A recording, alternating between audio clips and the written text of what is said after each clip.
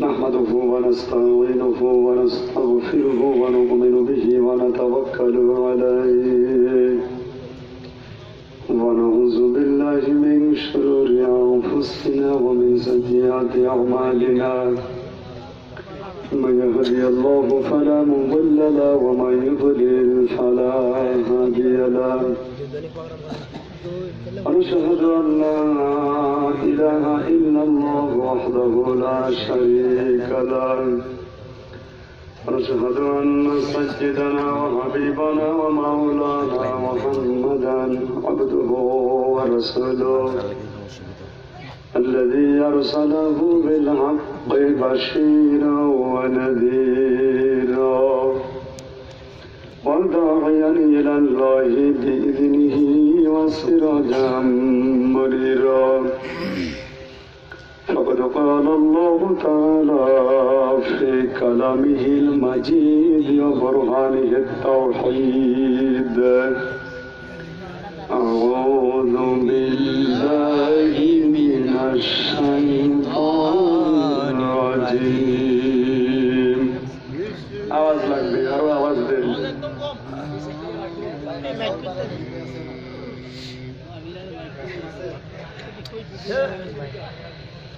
بسم الله الرحمن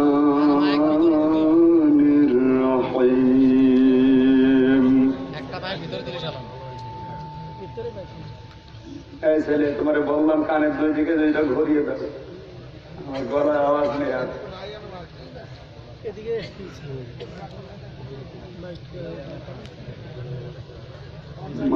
doctor নিষেধ করেছে বড় শুধু সম্মান বাঁচানোর জন্য এসেছি তাড়াতাড়ি করো ভাই তোমার আসার পরে বললাম মাইক ওই 14 মাইল ধরে দেওয়া দেখি দরকার কি মাইকটা আনাতে জানো না মাহফিলে নিয়ে আসে কেন ওই মসজিদের ওপরে মাইক দিয়ে কি দরকার আছে তোর মাইক দিয়া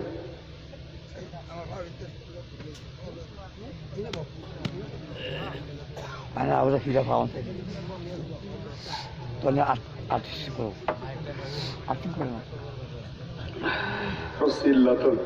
এখন যে অবস্থা চিল্লালে ঘরে আরো বসে যাবে যতটুকু আওয়াজ দিচ্ছি এইভাবে শোনা লাগবে এর চাইতে বেশি আমি পারবো না যদি বলেন তাহলে আমার মরে যাওয়া লাগবে আলহামদুলিল্লাহ মাহফিল নেওয়া আছে 1 বছর আগে না আসলে আবার বদনাম বের করবে হুজুর আসে না আমি আসবো কি করতে বলেন কণ্ঠের অবস্থা বাড়ি থেকে নিষিদ্ধ মাহফিল করা বরং এদের বদনাম হবে কমিটির দোষ হবে হুজুরকে দাওয়াত দেয়নি সিটার বাটপার এই সমস্ত কথা যেন কেউ না বলে সে বাধ্য হয়ে এসেছি জবান ছেড়ে পড়ে সবাই বিসমিল্লাহির রহমানির রহিম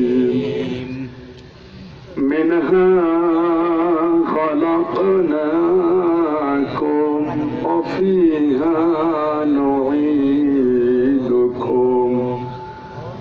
ওয়া মিনহা নুখরিজুকুম তারাতান উখরা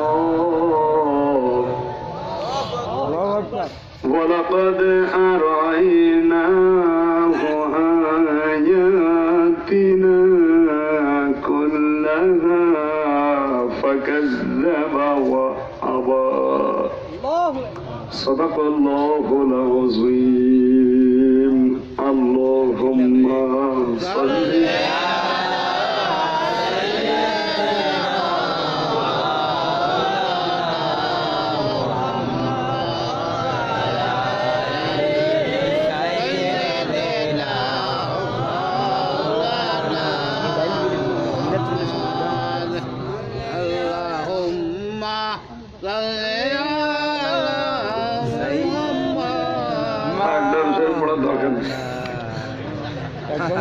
মনে হয় সবাই আর কি করার জন্য এসেছে এটাকে মমতাদের গানে আর কি করছে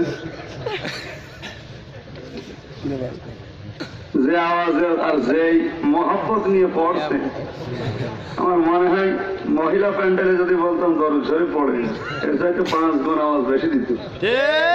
ওদের গলায় যে জোর। সম্মানিত ভাইরা, আমার মাঝে মাঝে মনে হচ্ছে এখানে আমরা অনেকে মহিলা হয়ে গেছি। হ্যাঁ, আগে দেখেন পুরুষ মানুষ আছেন কিনা দেখেন। গত বছরের জানুয়ারি 7 তারিখে তো মহিলা পুরুষ হয়ে গেছে। 3 সন্তানের জননী ছিল, বিবাহ হওয়ার পরে আবার 2 সন্তানের জনক। পুরুষ যখন হয়েছে, পুরুষ হওয়ার পরে আবার বিয়ে করার পরে ফের 2টা ছেলে। আমার মনে হচ্ছে ওইরকম পুরুষও এখানে নেই। পুরুষের গলার আওয়াজ হবে কণ্ঠের মতো। আমার নয় গলা ব্যথা, গলা ভাঙ্গা। আপনাদের কি হয়েছে? জবান ছেড়ে মহব্বতের রাসূলকে যেন এই দরুদের আওয়াজ মদিনা পর্যন্ত ফেরেশতাদের মাধ্যমে পৌঁছে যায়, ওই রকম মহব্বত নিয়ে বলেন আল্লাহুম্মা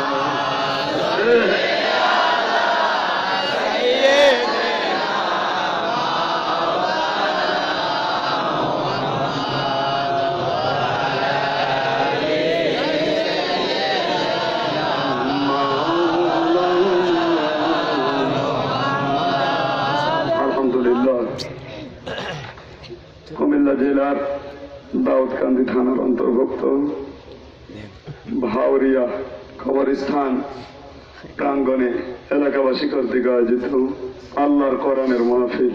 কার কোরআন? আল্লাহর কোরআনের মাহফিল। আমরা আল্লাহর বান্দা নাকি আমরা নবীর বান্দা? বান্দা মানে কি বলেন তো? গোলাম। বান্দা মানে কি? মানুষ যদি নিজেকে গোলাম পরিচয় দিতে লজ্জাবোধ করে, ওইটাই তার আসল লজ্জা। সম্মানিত ভাইরা, আমি লজ্জাবোধ করতাম। কি হচ্ছে কি এখানে? সবে তো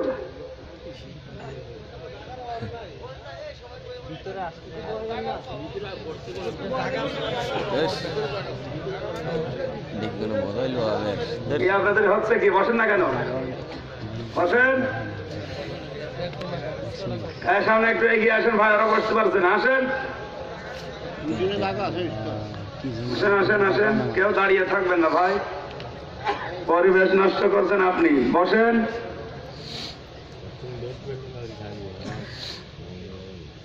আল্লাহর কোরআনের মাহফিলে আল্লাহর গোলামরা এসেছে। কথা হবে আমার আল্লাহর কোরআন থেকে। রাগ হবে আপনাদের? আর আজকে যে আয়াত পড়েছি, পানির মতো, একেবারে পানির মতো আয়াত, যে আয়াত সবাই পড়ে। কথা বলছেন এখানে? যে জায়গায় বসে ওয়াজ করছি, এই জায়গায় আসলে আয়াত পড়া লাগে না? লাগে না?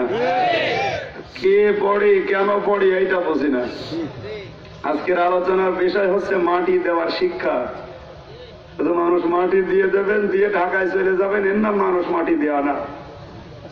আল্লাহর নবী বলেন, একটা মানুষ যখন জনপদ থেকে মারা যায়, ওটা জ্বলন্ত হেদায়েত রেখে যায়। মানুষ মরার পরে, মাটি দেওয়ার পরেও যদি কেউ দিনের রাস্তায় ফিরে না আসে, ওর কপালে আর হেদায়েত নেই। ও আবার কি দেখে মুসলমান হবে? সম্মানিত ভাইরা, কোরআন শরীফ আল্লাহর, আমরা আল্লাহর কি নবীকে পর্যন্ত আল্লাহ গোলাম বলে ডাক দিয়েছেন। কোরআন শরীফে তাও তাবারাকাল্লাযী নাযালাল ফুরকান আলা আবদিহি লিয়াকুনা লিল আলামিনা নাযীরা। বরকতশালী সেই আল্লাহ যিনি তার বান্দার প্রতি কোরআন দিয়েছেন। এখানে ফুরকান মানে কোরআন শরীফ। ফুরকান মানে কি? কেন দিলেন? লিল আলামিনা নাযীরা, তাম পৃথিবীর মানুষদেরকে সতর্ক করার জন্য। কোরআন শরীফের মাহফিলে আসা লাগবে, জীবন যদি এলোমেলো থাকে সতর্ক হওয়ার জন্য। কারা আসবে? আল্লাহর গোলামরা। এই শব্দটা যদি আমি দুনিয়ার কোন মানুষের ক্ষেত্রে ব্যবহার করি, তখন আমার লজ্জা হওয়া দরকার। যদি বলে আমি পীরের গোলাম, যদি বলে আমি অমক খাজা বাবার গোলাম, এমনকি আমরা রসুলের গোলামও না, আমরা আল্লাহর গোলাম, রসুলের উম্মত। রসুলের গোলামি করা যায় আছে? রসুলও গোলামি করেছে আল্লাহ। সুতরাং আল্লাহর গোলাম জবান ছেড়ে বলছে আলহামদুলিল্লাহ, দরুদ আর সালাম পাঠ করছি আমাদের নবী, বিশ্ব নবী, মানবতার মহান শিক্ষক, তামাম পৃথিবীর মানুষের জন্য, সব বয়সী মানুষের জন্য যিনি আদর্শ।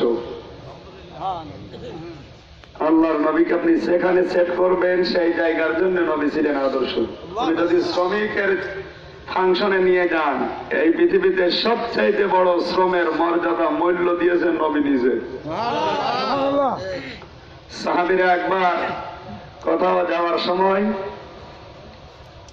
নবীজি বললেন, তোমরা সবাই 50 জন মানুষকে নিয়ে যাও, পথিমধ্যে একটা তাঁবু ফেলে এক একজন এক এক কাজের দায়িত্ব নিয়ে চলে যাচ্ছে। যে লোকটাকে আল্লাহর নবী আমির বানিয়েছেন, নেতা বানিয়েছেন, ও যাওয়ার পরে কোনো কাজ কারবার করে না, শুধু বসে বসে থাকে, আর অন্য যারা আছে তারা কাজ কারবার করে এনে দেয়। পানি নিয়ে আসা, খাবার তৈরি করা, বাজার করা, কাঠ কেটে নিয়ে আসা, এই সমস্ত কাজগুলো করছে। এই একটা ফাংশন কিছুদিন পরে নবীজি আর এক দল পাঠিয়েছে, যাকে নেতা বানিয়েছেন। এই নেতা সবচেয়ে কঠিন কঠিন কাজের দায়িত্বগুলো নিয়েছে। এই দুইজনের কথা যখন নবীজি জানলেন, ডাক দিয়ে বললেন, সাহাবীরা, ওই যে 50 জন পাঠিয়েছিলাম, ওই 50 জনের ভেতরে সবচাইতে নিকৃষ্ট ছিল এই নেতা, যাকে আমির বানিয়ে পাঠিয়েছিলাম। আর এই যে পরবর্তীতে 25 জন পাঠিয়েছি, এর ভেতরে সবচাইতে উত্তম মানুষ হচ্ছে এই নেতা। আগের ডাকে নবীজি নিকৃষ্ট বললেন, পরের শব্দটা নবীজি উৎকৃষ্ট। এর ভেতরে কারণে যাকে দায়িত্ব দেওয়া হয়েছে তার কাজ সবচাইতে বেশি। বিশ্বনবী সফরে বের হলেন, পথিমধ্যে খাবারের প্রয়োজন দেখা দিল। সাহাবায়ে কেরাম রাদিয়াল্লাহু তাআলা আনহুম ডাক দিয়ে বলেন, হে নবী, আপনি আমাকে পানি নিয়ে আসতে অর্ডার দেন, আমি নদী থেকে পানি নিয়ে আসি। নবীজি অর্ডার দিলেন। এক একজন সাহাবী এক একটা কাজ ভাগ করে নিচ্ছে, কেউ রান্না করা, কেউ পানি নিয়ে আসা, কেউ বাজার করা, কেউ চুলা কাটা। বিশ্বনবী ডাক দিয়ে বলেন, সাহাবীরা, তোমরা সবাই তো সব কাজ ভাগ করে নিলে, একটা কাজ বাকি আছে। সবকিছু তৈরি করার জন্য যেটা লাগবে তার নাম কাঠ, খড়ি। এই দায়িত্বটা আমি নবী নিজের কাঁধে তুলে নিলাম।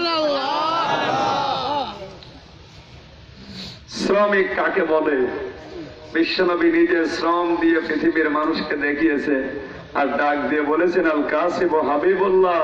যারা শ্রমিক কাজ করে খায়, এরা খাজা বাবার অলি না, চরমনায় পীর সাহেবের অলি না, এরা সরাসরি আল্লাহর অলি। কার? হাবিব মানে বন্ধু।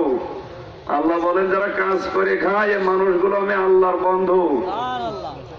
এই মাঠে যারা আলো বপন করে, আলোগুলো তোলে, সারা রাত সারাদিন কষ্ট স্বীকার করে ফসল ফলাচ্ছে, কৃষকদের দাম বাংলাদেশ সরকার না দিলেও আল্লাহর নবী দিয়েছেন। এরা কৃষক না, এরা আল্লাহর বন্ধু। আমরা বাংলাদেশে আল্লাহর বন্ধু মনে করি কাদের? যারা ওই চরমনায় বসে হু হু করছে, আর বসে বসে খালি গরু খাচ্ছে। কথা বলছে না? অনেক মানুষ দেখবেন গলায় দড়ি দিয়ে গরু নিয়ে যাচ্ছে, জিজ্ঞাসা করবেন, বাবা কোথায় যাও? বাবার দরবারে যাচ্ছে। বাবার দরবারে যাচ্ছেন, আপনার বাবা মা নেই, বলছে আছে বুড়ো বুড়ি, আর যেখানে যাচ্ছে ওটা আসল বাপ। যে জন্ম দিয়ে দুনিয়ার মুখ দেখিয়েছে ওটাকে বানিয়েছে বুড়ো বুড়ি, আর যাচ্ছে ভণ্ডের দরবারে। কথা বলেন। এই জন্য মাঝে মাঝে মনে হয় গরু নিয়ে যারা যায়, দড়ি যার গলায় এটা তো আসল গরু, আর যেটা দড়ি ধরে টেনে নিয়ে যাচ্ছে ওটা 2 নাম্বার গরু। গরুর মতো বুদ্ধি ওর। পীরের দরবারে, আল্লাহর ওলিদের দরবারে যদি টাকা পয়সা দেওয়া, গরু ছাগল দেওয়া, ডিম দেওয়া, মান্নত করা যদি জায়েজ হতো, আমার মনে হয় নবীজির কবর আজ 50 টাকা হয়ে যেত। আপনার সাথে কত কোটিপতি মানুষ যে সালাম দেওয়ার জন্য লাইন দিচ্ছে। যদি গরু ছাগল দেওয়া জায়েজ হতো, টাকা পয়সা দেওয়া জায়েজ হতো, ওই জায়গায় টাকা পাহাড় পরিমাণ হয়ে যেত না? কিছুই তো দেখলাম না। সিটারে বাটপারি করে নিয়ে যাচ্ছেন গরু। ও গরু পীরের দরবারে না দিয়ে এলাকার 50টা এতিমকে দাওয়াত দিয়ে খাওয়ান, আল্লাহর আরশ খুশি হবে। হক তো এতিমের। কার হক? এতিমের হক মেরে দিয়েছে বাবার বাড়ি। সুতরাং যারা রশিদে বসে হো হো জিকির করছে এরা আল্লাহর ওলি না। নবীজির ভাষায় আল কাসিব হাবিবুল্লাহ, যারা কাজ করে খায় নিজের হাতে, এরা আল্লাহর ওলি। আল্লাহর ওলি এই যে এগুলো যারা নিজেরা উপার্জন করে খাচ্ছে, সে মাঠে হোক, দোকানে হোক, ব্যবসায় হোক, চাকরিতে হোক, যার পরিশ্রম যত বেশি ওর ইবাদতের মূল্য তত বেশি। যে লোকটা 2.5 মণি 3 মণি বাস্তা পিঠের উপরে নিয়ে নৌকায় তুলতেছে, স্টিমারে তোলে, টিরাকে তোলে, তার একবার সুবহানাল্লাহ আর আপনি এসি রুমের ভেতরে বসে 50 বার সুবহানাল্লাহ সমান হবে। কথা না বুঝলে আবার রিপিট করছি। পৃথিবীতে ইবাদত করতে গিয়ে যার কষ্ট যত বেশি হবে ওর ইবাদতের মূল্য আল্লাহর কাছে তত বেশি। তুমি এসি রুমের ভেতরে বসে বসে সুবহানাল্লাহ 50 বার ঠুকতেছো, আর ওই লোকটা 2.5 মণি বাস্তা পিঠে নিয়ে স্টিমারে তুলছে। ও যদি একবারও মুখ দিয়ে আল্লাহু আকবার বলে 50 বারের চাইতে বেশি সাওয়ার আমার নামে হবে। কারণ শরীর দিয়ে ঘাম ঝরছে। কি ঝরছে?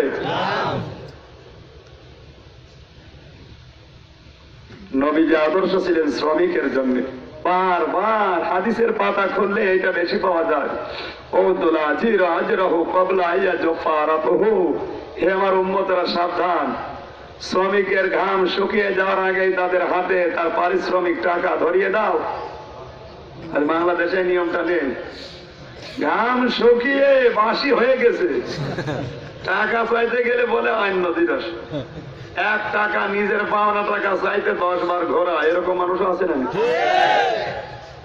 এখন তো ডিজিটাল চালাক বেশি।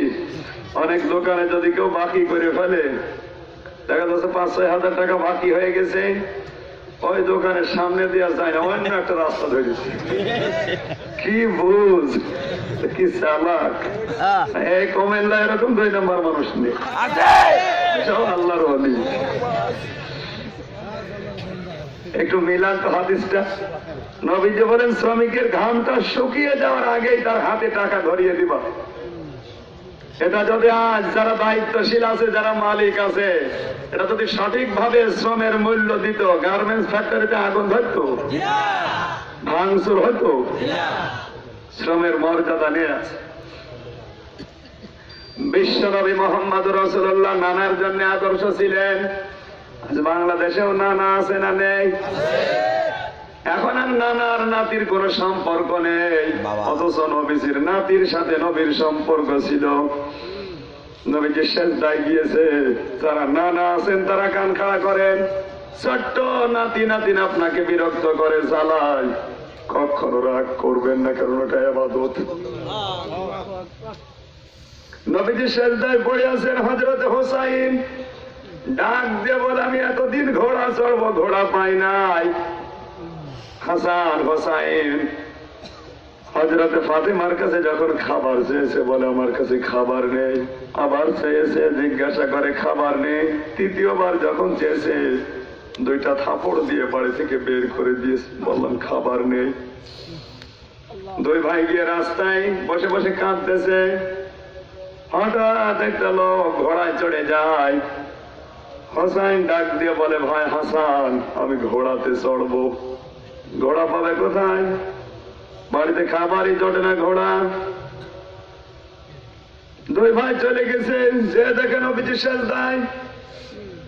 হযরত হোসাইন নবীজির পিঠের উপরে উঠলেন, ডাক দিয়ে বলে, ভাই আমার ঘোড়া তো ভালোই। হাসান ডাক দিয়ে বলে, ভাই তোর ঘোড়া ভালো, কিন্তু ঘোড়া তো নাকাল নেই। নাকাল বোঝেন? এই যে এমনি দিয়ে কি দেয় যেন, সে যাই বলেন, লাগাম নেই। বিশ্বনবী মুহাম্মদ রাসূলুল্লাহর ছোট্ট নাতি নবীজির গলা থেকে রুমালটা টান দিয়ে খুলে মুখের ভেতরে দিয়ে উপরে ধরে বসে আছে। আমার টাট্টু ঘোড়া। নবীজি সেজদায় পড়ে আছে। মাঝে মাঝে বিরক্ত হয়, আবার চিন্তা করে আমি তো নামাজে আছি, নামাজ আমার আল্লাহর জন্য। কথা বলছে না কেন? এখন আমি করি কি, তো নামতেও চাই না, আমি সেজদা থেকে মাথাও তুলতে পারি না। নবী কিন্তু এই চিন্তা করেছিলেন। হঠাৎ জিবরাইল এসে নবীজির কানে বলে, হে রাসূল, আপনি বিরক্ত হবেন না, রাগ করবেন না, হোসাইনকে আপনি হাত দিয়ে ধরে নামিয়েও দেবেন না। যতক্ষণ আপনার পিঠে থাকবে আমার আল্লাহর বড় ভালো লাগতেছে। যতক্ষণ থাকবে ততক্ষণ আপনাকে সেজদায় থাকা লাগবে, এটাই আমার আল্লাহর কাছে ভালো লাগছে। কি ভালোবাসতেন নবীজি নাতিকে, আর আমার নাতি না অন্য কিছু হয়ে দাঁড়িয়েছে। হযরতে ফাতেমা দৌড় দিয়ে বাড়িতে আসলেন, তাকিয়ে দেখে দুইটা ছেলে নবীজির পিঠের ওপরে বসে মুখের ভেতরে লাগাম দিয়ে চল ঘোড়া চল, চল ঘোড়া চল, এই কথা বলতেছে। হযরতে ফাতেমা চিন্তা করে, আমার বাবা বিশ্ব নবী, আপনার পিঠের উপরে ওঠে রুমালটা গাড়ের ভেতরে গালসির ভেতরে দিয়েছে, টান দেয়, দৌড় দিয়ে এসে ছেলেকে পিঠ থেকে নামিয়ে দিয়েছে এক থাপ্পড়। হযরতে ফাতেমা তো জহরাকে নবীজি ধমক দিয়ে বললেন, ফাতিমা, আমার আল্লাহর কাছে এই কাজটা পছন্দ হয়েছে, কেন তুমি নামিয়ে নিলে?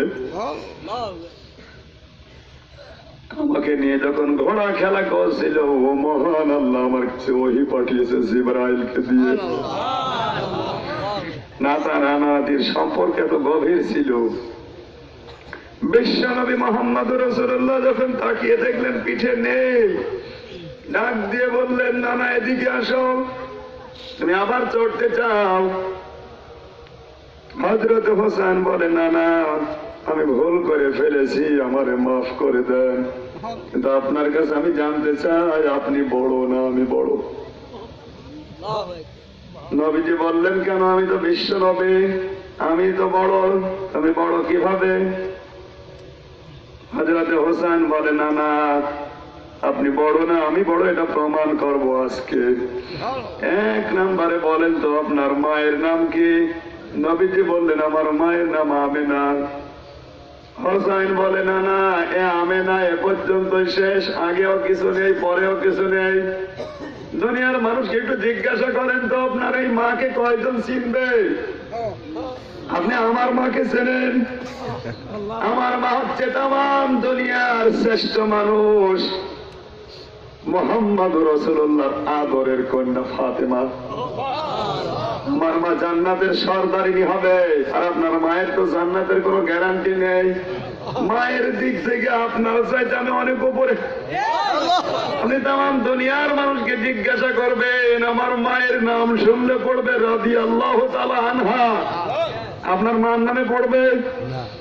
নবীজি ছোট্ট মানুষের কথা শোনার পরে কেঁদে ফেললেন, চোখ দিয়ে দর দর করে পানি পড়ে, ডাক দিয়ে বলে, না না, মায়ের দিক থেকে আমি তোর সাথে হেরে গেছি। হোসাইন বলে, না না, শুধু মায়ের না, ওনার বাবার নাম কি বলেন তো? নবীজি বলেন, আব্দুল্লাহ। আল্লাহর নবীর নাতি বলে, না না, আব্দুল্লাহ পর্যন্ত শেষ। দুনিয়ার মানুষকে জিজ্ঞাসা করেন কয়জন এই লোকটাকে চিনবে?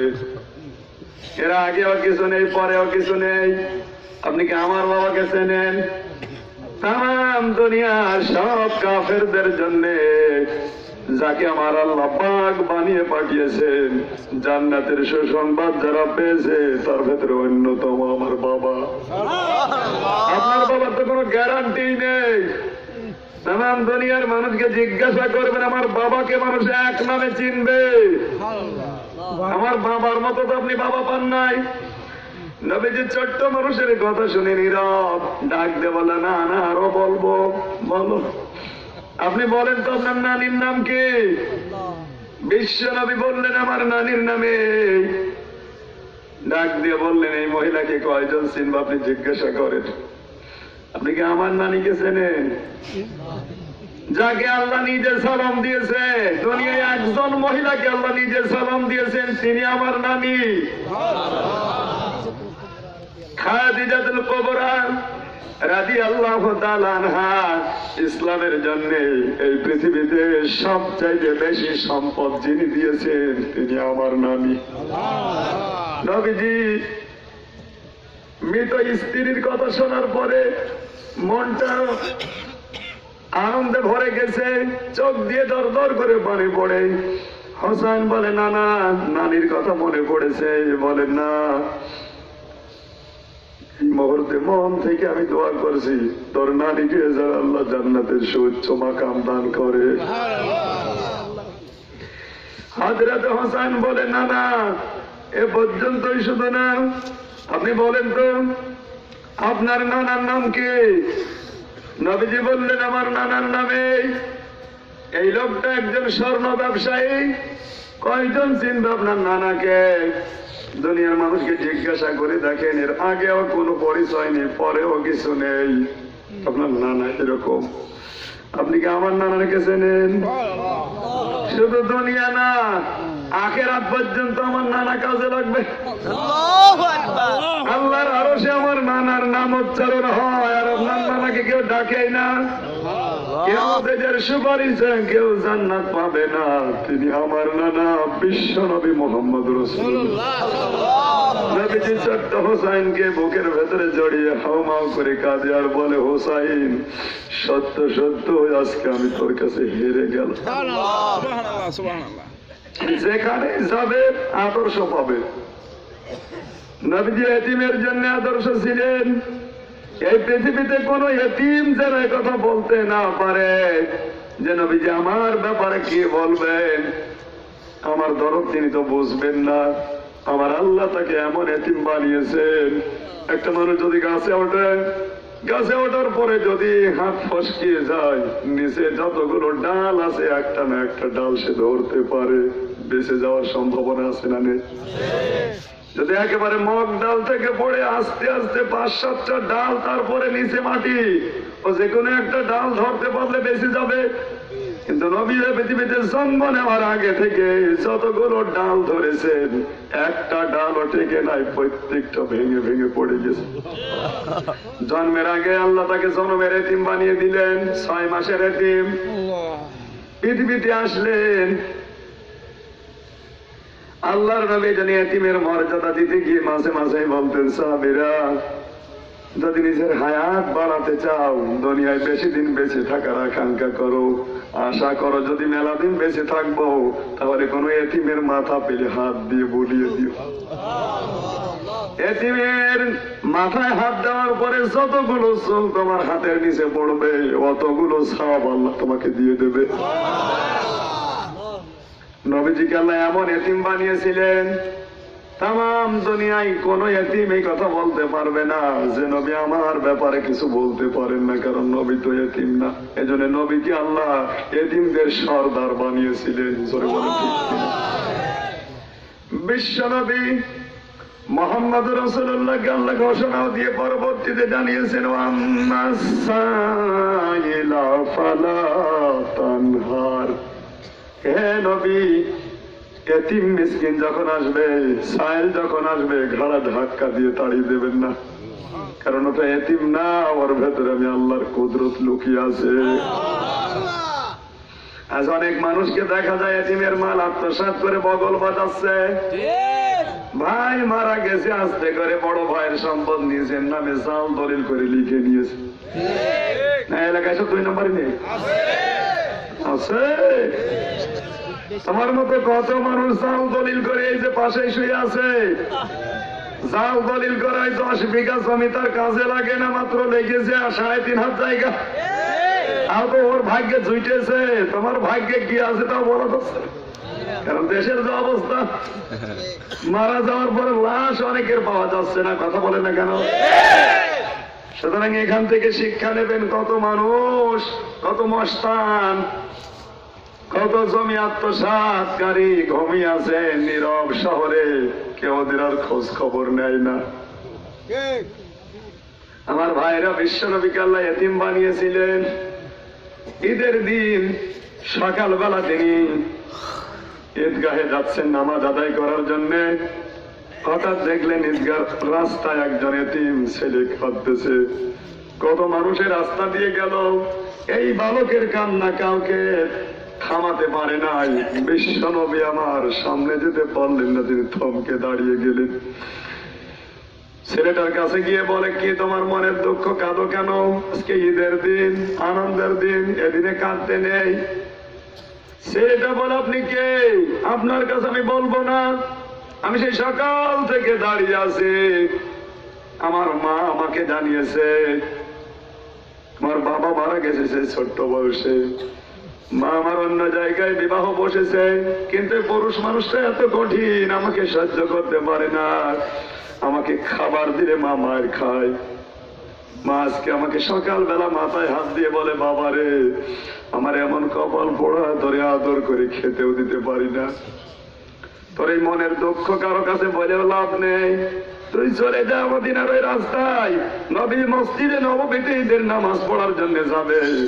একবার যদি আল্লাহর নবীকে পাস, মুহাম্মদ রাসূলুল্লাহর কাছে তোর দুঃখের কথাগুলো বল। আমার ওই মায়ের কথা মতো আমি সে সকাল থেকে দাঁড়িয়ে আছি, মুহাম্মদ রাসূলুল্লাহ আসবে, আমি তার কাছে আমার দুঃখের কথা বলবো। আল্লাহর নবী আর স্থির থাকতে পারলেন না, বসে পড়লেন ওই জায়গায়। বালককে জড়িয়ে বললেন, কি তোমার মনের দুঃখ বলো? আমার মা আমাকে এই জানিয়েছে, নবী ছাড়া এ কথা আমি বলবো না। বিশ্ব নবী কেঁদে ফেললেন, ডাক দিয়ে বলেন, ও বাবা, ওই এতিম তুমি যার জন্য দাঁড়িয়ে আসো, আমি তো সেই এতিম নবী। বলো তোমার মনের কি দুঃখ? ছেলেটা বলতে আরম্ভ করেছে। নবীজি শুনছেন আর পানি পড়ছে চোখ দিয়ে, দাড়ি ভিজে যাচ্ছে।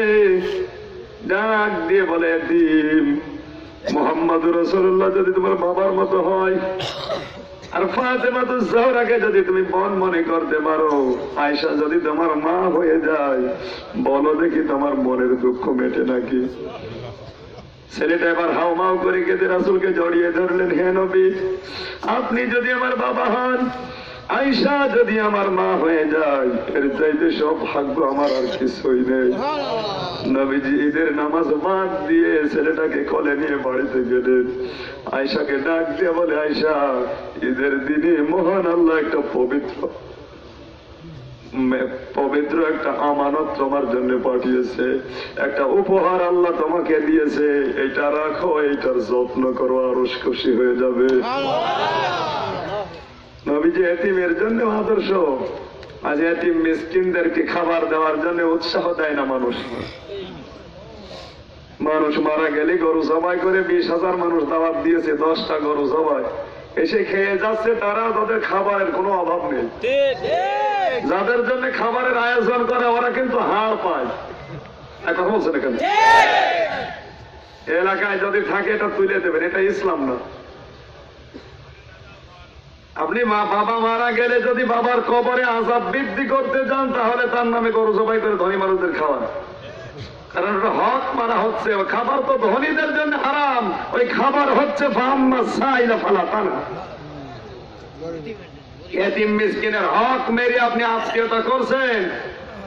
যাদের খেতে দিচ্ছেন ওদের কিয়ামত পর্যন্ত খাওয়ালে ওদের মুখ ভরবে না।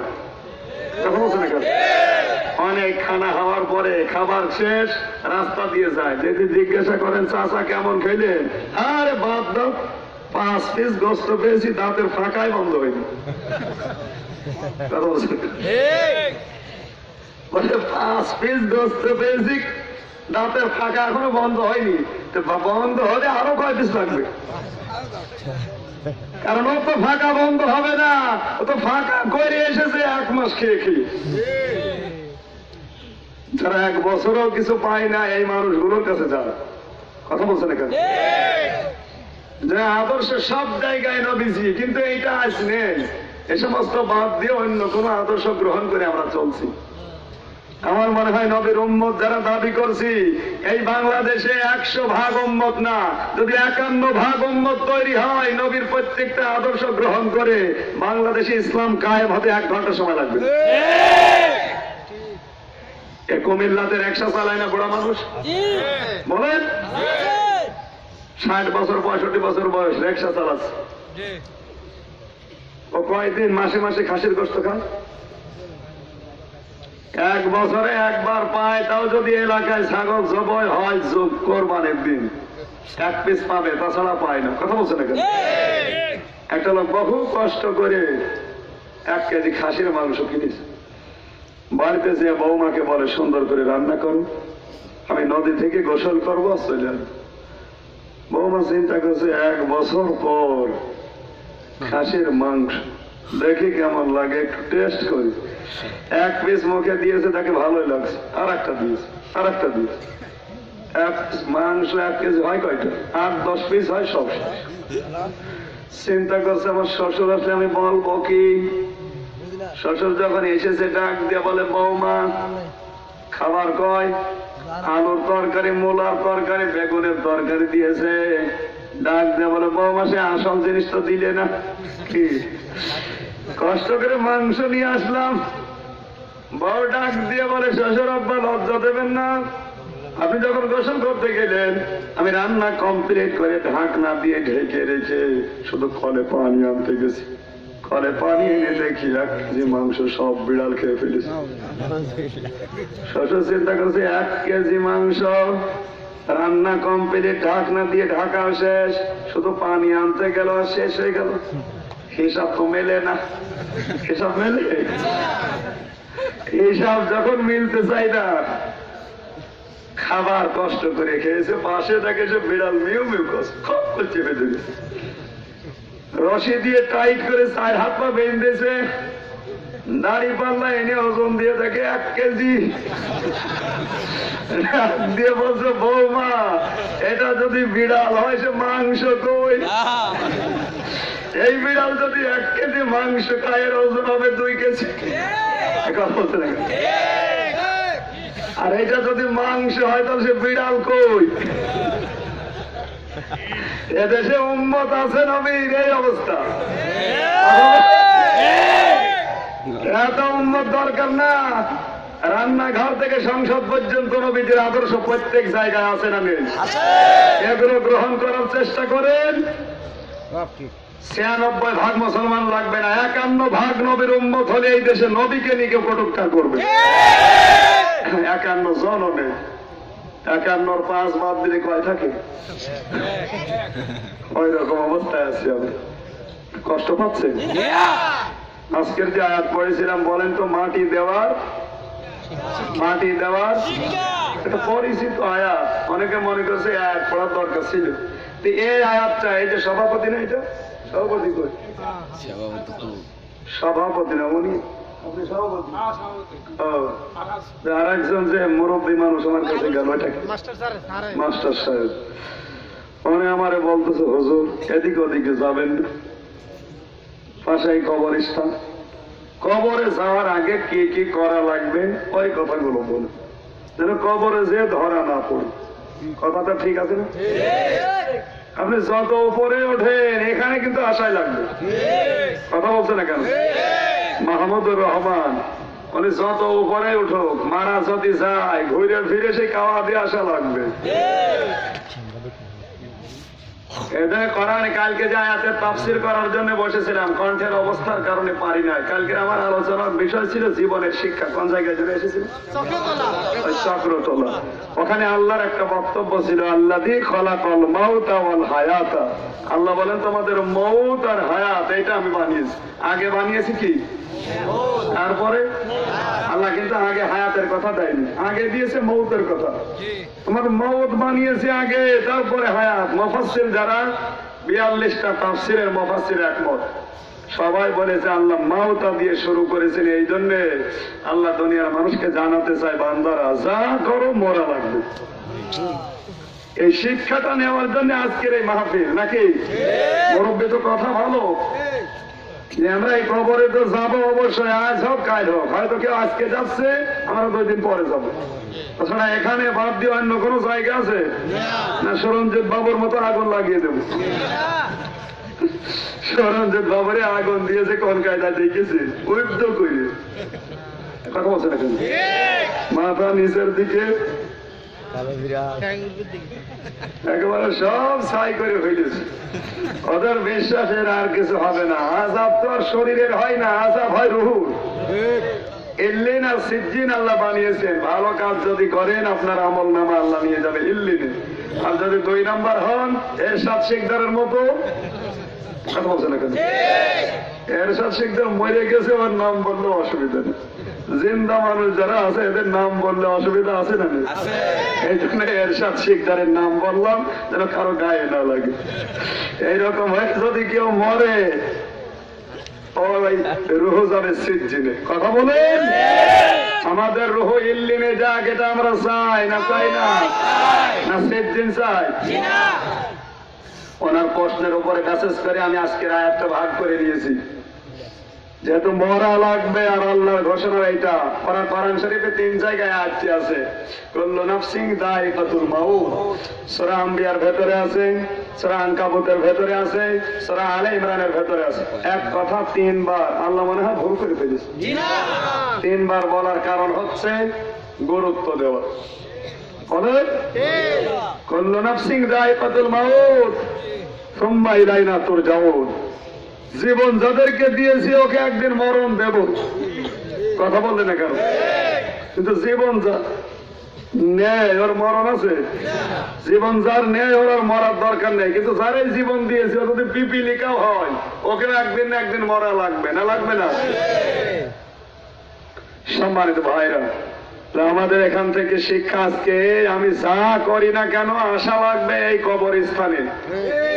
এখানে যাবার আগে আমাদের কি কি দরকার, ওখানে গিয়ে যেন ধরা না পড়ি, ওই কথাগুলো বলার জন্য মানুষ মাটি দিতে আসে। মুসলমানের উপর যে 6টা হক তার অন্যতম এই, কোন মুসলমান মারা গেলে আপনার দাওয়াত যদি নাও দেয়, নিজের হক আদায় করার জন্য তার জানাজায় হাজির হয়ে মাটি দিতে হবে। কথা বলছেন কেন? নাকি সে মারা গেলে মূর্তি তৈরি করে টাঙিয়ে রাখবে? না, আপনার হক হচ্ছে ও যদি মারা যায় আপনাকে দাওয়াত দেওয়ারও দরকার নেই। মাইকিং যদি নাও করে, আপনি শুনেছেন আপনার মুসলমান মারা গেছে, আপনি নিজের দায়িত্ব নিয়ে তাকে গোসল করিয়ে জানাজার নামাজ পড়ে কবরে রাখবেন। এই হক গুলো নবীজি আপনাকে দিয়েছেন। এই হক যদি আদায় না করেন জবাব দেওয়া লাগবে না? বলেন। কিন্তু এই দেশে এখন লাশ নিয়েও রাজনীতি। আওয়ামী লীগের লোক যদি মারা যায় বিএনপি নাক শিক্ষায়, ও মরিয়েছে ভালো হইল। বিএনপির লোক মারা যাক, এই যে চুয়াডাঙ্গা 2 আসনের এমপি ছিল, সাবেক এমপি মাওলানা হাবিবুর রহমান, তার এগেনস্টে আওয়ামী লীগের যে এমপি এখন টগর, আলী আসগার টগর, উনি যখন মারা গেল আমার মনে হয় জানাজা আমি যত জায়গায় গেছি, মাওলানা হাবিবুর রহমান চুয়াডাঙ্গার 2 আসনের এমপি মরহুম, জানাজায় যে এত মানুষ হয় আমার কল্পনাও ছিল না। 5 লাখের উপরে এত মানুষ। কিন্তু ওর বাড়ির পাশের বাড়ি, উনি দল করে আলাদা, এই জন্য আসতো না।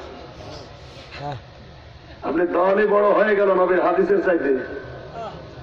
দল মরে, মরার পরে ও কবরে যাবে? কবরে আপনাকে এটা বলা লাগবে আপনার ভাই মারা গিয়েছিল মুসলমান ভাই, আপনি কেন জানাজায় গেলেন না? বলেন। এরকম রাজনীতি এলাকায় আছে না নেই? নিকৃষ্ট মনের মানুষ এগুলো, মানুষ না এগুলো জানোয়ার। মরে গেছে তাও রাজনীতি শেষ হচ্ছে। মরে যাও তার তেজ কমে না, এই অভ্যাস ছিল আবু জেহেলের। যখন বদরের ময়দানে মরে যাচ্ছিল, ইবনে মাসউদ ওর গলার ভেতরে যখন ছুরি দিয়েছে, ডাক দিয়ে বলে, কে রে তুই? ইবনে মাসউদ। কি করবে? তাকে জবাই করবে। জবাই করবে, কর, গলাটা একটু বড় করে কাট। আব্দুল্লাহ ইবনে মাসউদ বলে, কেন? বলে, মানুষ যেন আমার মাথা দেখে বুঝতে পারে যে নেতার মাথা। ওরে শয়তান, মরিয়ে যাচ্ছে তাও তেজ কমছে না। এদেশে এরকম অনেক আবু জেহেল আছে না নেই? মরিয়ে যায় তাও তেজ কমে না, রাজনীতি বন্ধ হয় না। আমি আরো নিচে নামবো? কবরস্থানের মাহফিল, এজন্য কি নিচে নামা যাচ্ছে না? নাই কত নিচে নামতাম।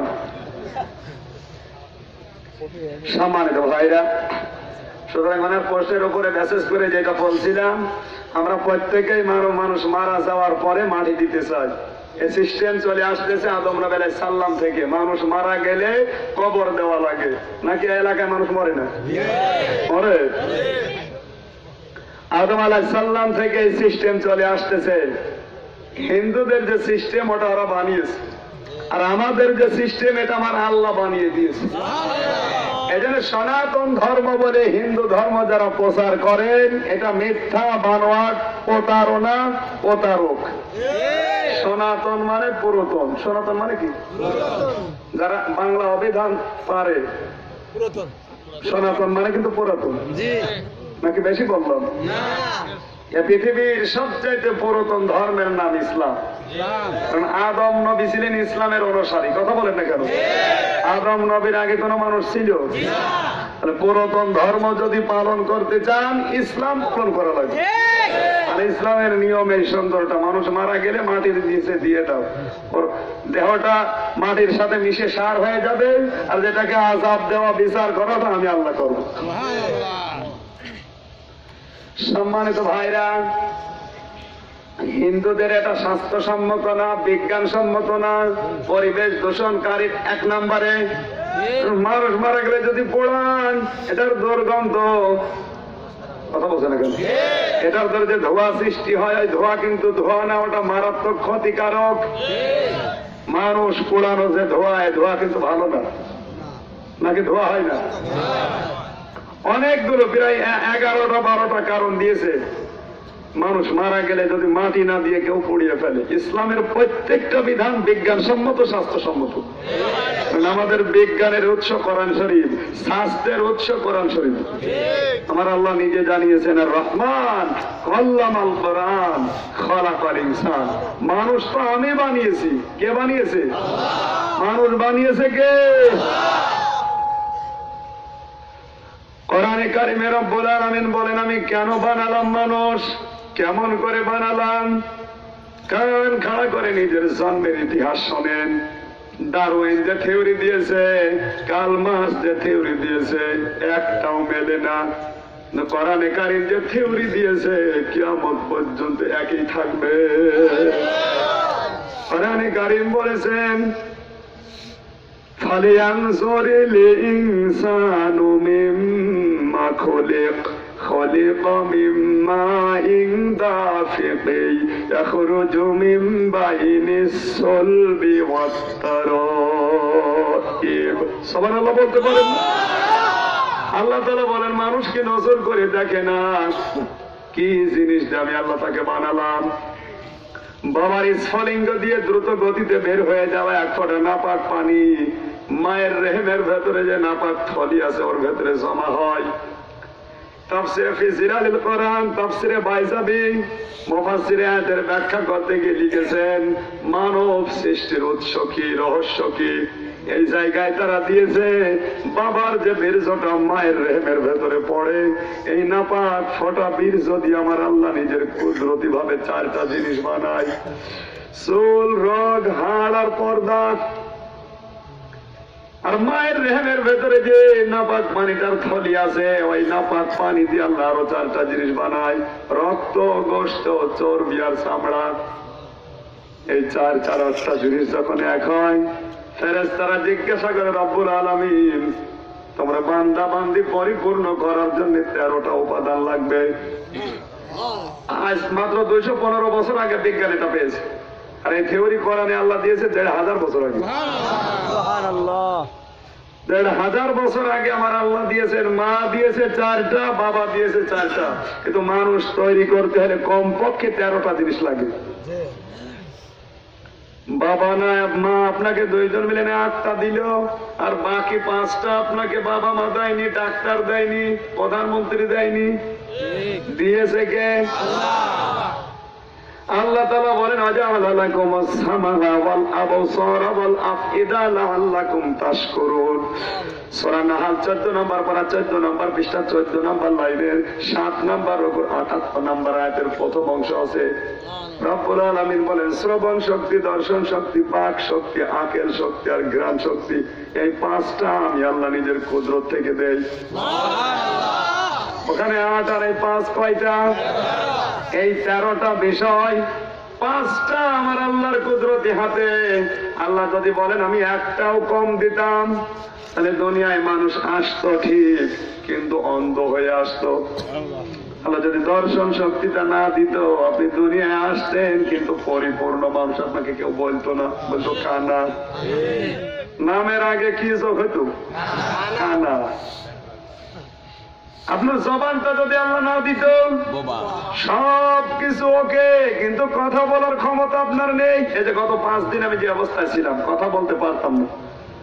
মানুষ বোবা হলে তার যে কি কষ্ট, এই 5 দিন আমি টের পেয়েছি। হাড়ে হাড়ে টের পাচ্ছিলাম যে আল্লাহ মাহুল বায়ান, আল্লাহ মানুষকে কথা বলা শিখিয়েছে। আর আমার মনে হচ্ছে না তামাম দুনিয়ার সবচেয়ে বড় নিয়ামত কথা বলো। কথা যে বলতে পারে না, মনের ভাব প্রকাশ করতে পারে না, এই বোবার মতো দুনিয়ায় অশান্তি কারণে। তাহলে আমি লেখাপড়া জানি, কোনো কিছু চাইলে আমার স্ত্রীর কাছে লিখে দিতাম। কিন্তু যারা লেখাপড়া জানে না, যাদের কথাগুলো বোঝাতে পারে না, কোন জাহান্নামে আছে একটু চিন্তা করেন। এই দিকে তাকিয়েও তো জবানের হক আদায় করা দরকার। আজ আমাদের ছোট্ট মেলা থেকে উল্টা পাল্টা জিনিস শেখানো হয়। আমি মসজিদে নববীতে আসরের নামাজ পড়ে একটু হাঁটাহাঁটি করছি মসজিদে নববীতে, নবীজির মসজিদে। হঠাৎ দেখি ছোট্ট ছোট্ট ছেলে মেয়েরা খেলা করছে মসজিদের বারান্দায়। ওরা খেলা করে, মায়েদের সাথে বোনদের সাথে আসে নামাজ পড়তে। এসে মায়েরা নামাজ পড়ে 3 বছর 4 বছর বয়স, এসে খেলা করছে। আমাদের দেশে ছোট্ট ছোট্ট ছেলেরা মেয়েরাদের খেলা করে, কি বলে? কিট কিট কিট কিট, শুয়ে দিলাম শুয়ে দিলাম, ধর ধর, এইগুলো বলেন। কথা বোঝেন আমার? এইগুলো বলে খেলা করে ছেলে মেয়েরা। আর মদিনার মেয়েদের ছেলেদের খেলা, ছোট মানুষ 3 বছর 4 বছর বয়স, খেলাও করছে। চিন্তা করলাম কি বলছে দেখি তো, কান পেতে দাঁড়ালাম, দেখি ওরা আমাদের দেশের মতো ধর ধর সই সই কিট কিট বলে কিনা। না, 3 বছর বয়স 4 বছর বয়স ছোট্ট ছোট্ট ছেলে মেয়েরা একে অন্যকে ধরছে আর বলছে সুবহানাল্লাহি ওয়া বিহামদিহি সুবহানাল্লাহিল আযীম। আল্লাহর নামের তাসবিহ আদায় করে খেলা করছে। একজনকে ডাক দিয়ে জিজ্ঞাসা করলাম, মা ইসমুকা? বলছে আব্দুল্লাহ। এই যে শব্দগুলো বললে, ওর ভাষা দিয়ে ওকে বলছিলাম, এই শব্দগুলো বলে ওকে তাড়া দিচ্ছিলে। বলছে আমরা খেলা করছি। আর আমার দেশে ছেলে মেয়েদের খেলার স্টার্ট কি?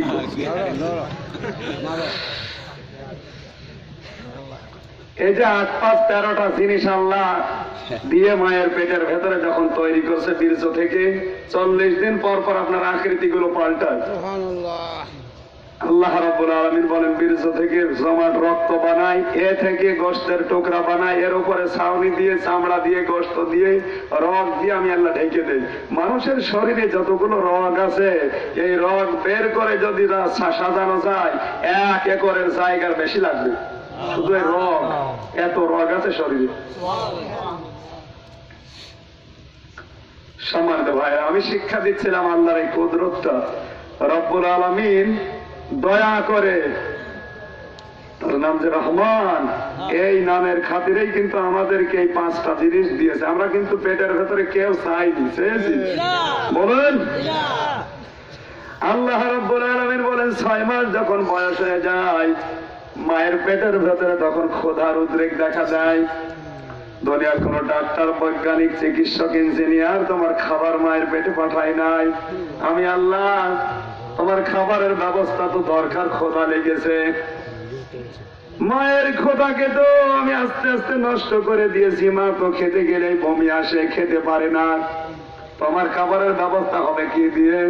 এটা আমি আল্লাহ পাক দুনিয়ার মানুষের হিসাব না করে, আমার নাম যেহেতু রব, এই রব নামের খাতিরে তোমার মায়ের মাসিক অসুখ আমি আল্লাহ বন্ধ করে দেই।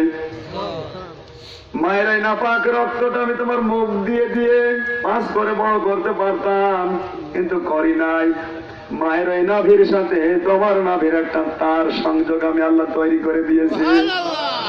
ওই নাপাক রক্ত গেল তার দিয়ে নাভির মাঝখান দিয়ে পাস হয়ে তোমার জীবন আমি বাঁচিয়েছি।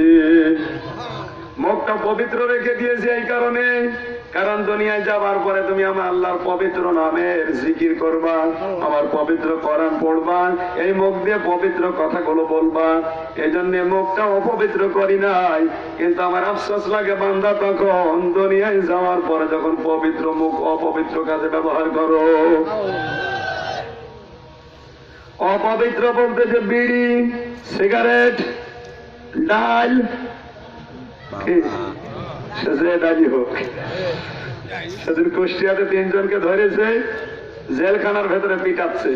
আমি তো ওসি সাহেবকে পড়াতাম, ডাক দিয়ে বললাম, স্যার এদেরকে মারছেন, ওদের ডাল খায়। কি আইন আপনার বাংলাদেশে? ডালও খাওয়া যাবে না?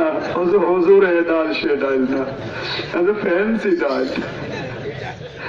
খেসারের ডাল, মসুরের ডাল খেলে তো কিছু বলতাম না, খায় ওরা ওই ডাল। এ সমস্ত ডাল দিয়ে যারাই পবিত্র মুখ অপবিত্র করেন, পবিত্র এই মুখটা যারা উল্টা পাল্টা কাজে ব্যবহার করে, অন্যের স্ত্রী অন্যের মেয়েকে চুমা দেয়, এরকম মানুষও আছে না? আজ তো মোবাইল যেটা বের হয়েছে ইমো সিস্টেমে, কত কায়দায় জমা দিচ্ছে। ধরে বলুন সুবহানাল্লাহ। দাঁড়িয়ালা মানুষ যারা, ওরা মনে করছে হুজুর কি বলে, যুবক যারা টের পাচ্ছে। কথা বলছে না কেন? বিয়ে করনি কারা কারা? হাত তোলো তো, হাত তোলো। বিয়ে করে আবার ডবল বিয়ে করার জন্য হাত দিলেন। 2 হাত দিলেছে মানে ডবল করবো একটা, ঠিক আছে। হাত নামান। বিয়ে হয়নি অনেক মানুষ এখানে আছে, আর আমার মনে হয় যারা হাত তুলেছে বিয়ে হয়নি, এরা 180 মাইল থেকে প্রেম চালাচ্ছে। মনে করছেন হুজুর কিছু জানে না, হুজুর ভার্সিটির জিনিস, সব ঘাটের পানি হুজুরের খাওয়া শেষ। প্রেম করেছেন না করেন নাই? হাত তোলা লাগবে আপনার, না দরকার। প্রেম যারা করেছেন, আল্লাহর কসম, ওটা যদি আপনার সাথে বিয়ে না হয়ে অন্য জনের সাথে হয়, আপনার যার সাথে বিয়ে হবে বুঝবেন ওই মেয়ে যার সাথে ওই কাজই করেছে আপনি যেটা করেছিলেন। প্রেম না করে বিয়ে হওয়ার মতো মানুষ কম না বেশি? এই যে এটা তোর প্রেম করে বিয়ে করবি, দাঁড়িয়েওয়ালা মানুষ প্রেম করবে। এখন যদি যে ঘরে সালাম দিয়ে নিজের স্ত্রীর হাত চেপে ধরে, সারাদিন যত সগিরা গোনা ছিল সবাই হাতের ফাঁকা দিয়ে ঝরে যাবে। নিজের বউ বাদ দিয়ে অন্যের বউ ধরবেন না। এখন তো অন্যের বউ ধরা ধরে চলতে বেশি। কথা বলেন, নিজেরটার সাথে কোনো পরিচয় নেই। অরকিয়া প্রেম বাংলাদেশে বাড়ছে, এই জরিপ যেটা বলছে, এদেশে সবচাইতে বেশি এখন 180 মাইল বেগে চলছে, সেটা পরকিয়া প্রেম। নিজের স্ত্রীর কোনো খোঁজ খবর নেই, অন্যের মেয়ের সাথে লাইন করে কিছুদিন পরে পালিয়ে যাচ্ছে। কত মানুষের যৌবন হোটেলে বিক্রি হয়, নাকি এলাকা সব নেই?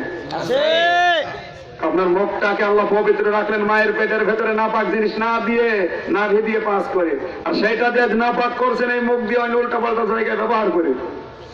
মুখে যদি কেউ মিথ্যা কথা বলে মুখ নাপাক হয়। কথা বলেন, মুখে যদি মিথ্যা সাক্ষী দেয় মুখ নাপাক হয়। হারাম কোন খাবার যদি উপায় উপার্জন করে যদি মুখ দিয়ে দেয় মুখ নাপাক হয়। আমার আল্লাহ আফসোস করে তখন। সম্মানিত ভাইরা, আল্লাহ তখন সিদ্ধান্ত দেয়, ফেরেশতারা 13টা জিনিস এক হয়ে গেছে।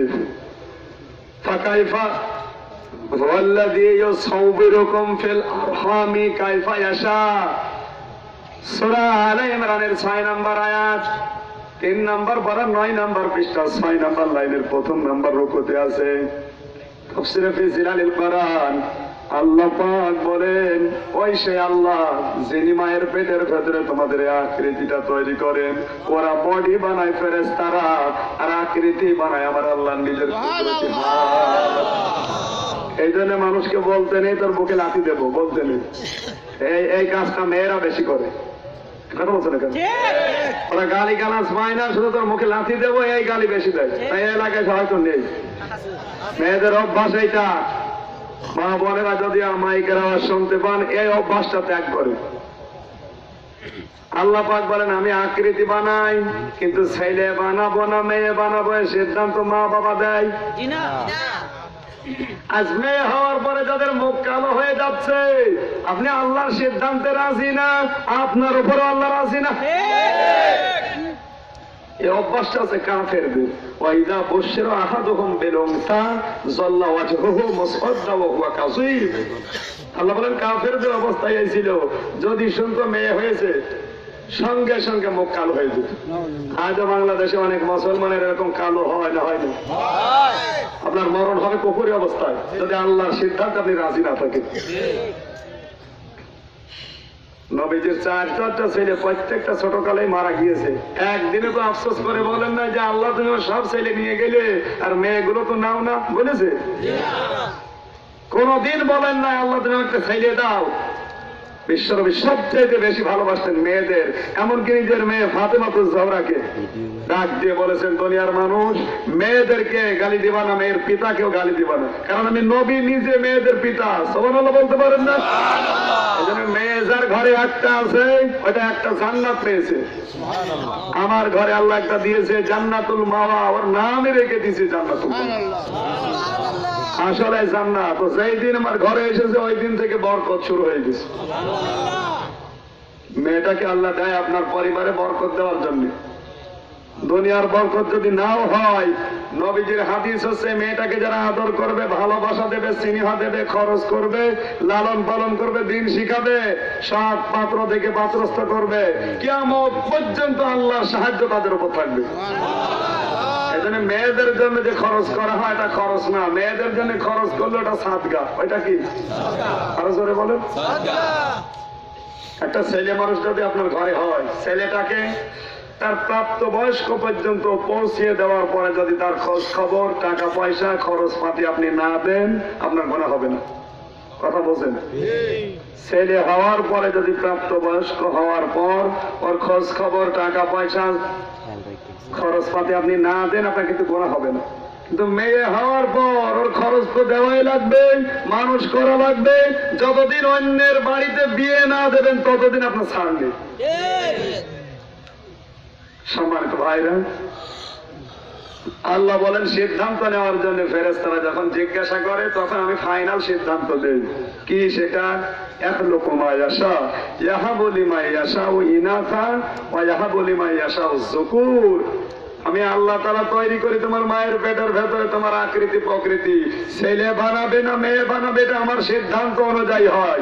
এজন্য কাউকে আমি মেয়ে দেই, কাউকে ছেলে দেই, কাউকে ছেলে মেয়ে দুইটাই দেই, কাউকে অন্ধা করে রাখি, সব ক্ষমতা আমার হাতে। সম্মানিত ভাইরা, আমি শিক্ষা দেওয়ার বিষয় ছিল আল্লাহ আমাদেরকে বানিয়েছেন। ডারউইনের এই থিওরি, কার্ল মার্কসের থিওরি, হগলের যে থিওরি, থিওরি গুলো সব কোরআনের আয়াত অনুযায়ী ভুল। আল্লাহ বানিয়েছে কাদেরকে? খালাকাল ইনসান। আল্লাহ বলেন আমি বানিয়েছি মানুষ, আমি মানুষ বানিয়েছি। এই মানুষ বানানোর পরে আবার কিছুদিন পরীক্ষার জন্য দুনিয়ায় ছেড়ে দিলাম। লিয়াবলুয়াকুম আইয়ুকুম আহসানু আমালা, আমি দেখতে চাই দুনিয়ায় সবচেয়ে ভালো কাজ কোনটা তোমরা করে আসতে পারো। এটা দেখার জন্য দুনিয়ায় কিছুদিন ছেড়ে দিলাম। এরপরে আমরা যখন কবরে নিয়ে যাই তখন এই দোয়া পড়ে মাটি দেই, মিনহা খলাকনাকুম, এই মাটি দিয়ে আল্লাহ তোমাকে বানিয়েছে। শব্দটা ভুল। এতক্ষণ কি বললাম আমি? বীর্য দিয়ে আল্লাহ মানুষকে বানিয়েছে, আর এখানে বলছে মিনহা খলাকনাকুম, তোমাদেরকে আমি আল্লাহ বানিয়েছি এই মাটি দিয়ে। তাহলে শব্দ ভুল না? বিজ্ঞান এই দুইটা আয়াত নিয়ে গবেষণা করেছে, নবীজিও নিজেও জানিয়েছে। এক জায়গায় আল্লাহ বীর্যের কথা বলেছেন, খলাক ইকরা বিসমি রাব্বিকাল্লাযী খলাক, খলাকাল ইনসানা মিন আলাক। আলাক শব্দের শাব্দিক অর্থ চোখ। আলাক মানে কি? চোখ চেনেন? পানির ভেতরে পাওয়া যায় যেটা। সম্মানিত ভাইরা, শিক্ষা নিতে হবে, শুধু ওয়াজ শোনা না। এক জায়গায় বলছেন আমি বীর্য দিয়ে মানুষ বানিয়েছি, নাপাক ফোঁটা দিয়ে, আর এক জায়গায় বলছেন মাটি দিয়ে। কথাটা দুই রকম হয়ে গেল না? মানে আল্লাহর কথা ভুল। এখানে শিক্ষা নেওয়ার জন্য নবীজি নিজে ব্যাখ্যা যেটা দিয়েছেন, মাটি থেকে খাবার উৎপন্ন হয়। এই খাবার খেয়ে আপনার বাবার শরীরে, মায়ের শরীরে বীর্য তৈরি হয়। কথা বলছেন এখানে? আর এইটা দিয়ে আপনি তৈরি হন। তাহলে মূল কিন্তু মাটি। মূল কি? আল্লাহ বলেন এই মাটি দিয়ে তোমার আমি বানিয়েছিলাম। সুতরাং মাটি দিয়ে বানিয়েছে যে আল্লাহ, এই মাটির তৈরি করা শরীর নিয়ে অত কি বলবো, আর অত অহংকার করা ভালো না। শরীরকে অতটুকু সাজাও যতটুকু সাজানো দরকার। এমন সাজগোজ করবা না যে শরীর সাজার পরে তোমার বিরুদ্ধে কি আমাদের সাক্ষী দেয়। আজ অনেকে নিজের শরীরকে পরিপুষ্ট রাখার জন্য, শরীরকে সুন্দর মার্জিত করে রাখার জন্যই তো অবৈধ ইনকামের পথ বেছে নেয়, এই শরীরকে ঠিক রাখার জন্য। কিয়ামতে এই শরীর আপনার বিরুদ্ধে যাবে। হাত বলবে আল্লাহ আমাকে দিয়ে এই জায়গায় সই করেছিল, হাতের দিকে তাকিয়ে বলবে আশ্চর্য, তোকে আমি সুন্দর রাখার জন্য, তরতাজা রাখার জন্য, সুস্থ রাখার জন্য হারাম পথ বেছে নিয়েছিলাম। তোকে আমি কত সাবান মাখিয়েছি, সোনো দিয়েছি, পাউডার দিয়েছি, যেন ত্বক নষ্ট না হয়, আর তুই আমার বিরুদ্ধে সাক্ষী দিলি। হাত বলবে তোমাকে আমি এত সাজাতে বলি নাই, আমাকে যে কাজের জন্য আল্লাহ পাঠিয়েছিল তুমি তো সেই দায়িত্বই কাজ করো নাই। আমার কাছে আল্লাহ আমাকে আমানত রেখেছিল, যে কাজগুলো হাত দিয়ে করা দরকার ওগুলো করো নাই, যেগুলো নিষিদ্ধ ওই কাজগুলো আমার হাত দিয়ে তুমি সই করে দিয়েছিলে। কথা বলেন ঠিক কিনা? আপনার এই হাতের দ্বারা যদি কোনো অবৈধ জিনিস সই হয়, আজ কত অফিসে আদালতে হাত দিয়ে সই করে কালো টাকা সাদা হয়, দেশে নেই, সব জায়গায় এখন এইটাই চলছে।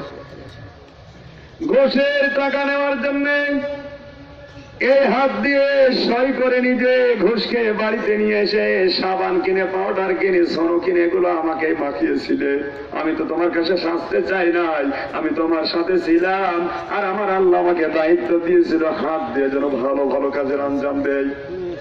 এখানে এতন আছে, এতন মানে শুধু এই হাত না, এতন মানে ক্ষমতা, এতন মানে টাকা পয়সা, এতন মানে পাওয়ার, এতন মানে হাতও। যে জায়গায় যার ক্ষমতা আছে, টাকা পয়সা আছে, পাওয়ার আছে, হাত আছে, ওই